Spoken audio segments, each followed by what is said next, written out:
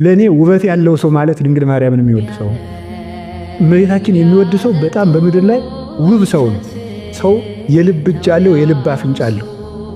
በልቡ እጅ እመቤታችን ጌጥ አድርጎ የያዘ ሰው፣ በልቡ አፍንጫ መዓዛዋ የሚሸተው ሰው። ፍቅርሽ እንደ ንጹሕ ዕጣን ሸተተኝ፣ ልቤ ደግሞ በፍቅርሽ ወይን ሰከረ ይላል።